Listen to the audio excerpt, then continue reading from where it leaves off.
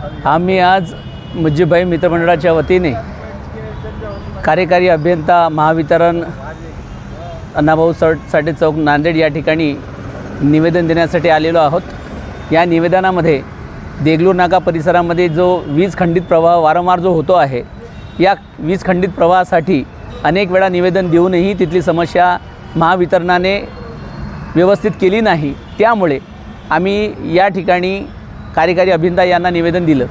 कार्यकारी अभियंता साहेबांनी आम्हाला आत्ताच आश्वासन दिलं की काही दिवसामध्येच या ठिकाणी ज्या समस्यांसाठी तुम्ही निवेदन दिलं ती समस्या आम्ही 10 दिवसातच ती पूर्णत्वास आणू, यासाठी कार्यकारी अभियंत्यांनी आम्हाला आत्ताच वचन दिलेलं आहे।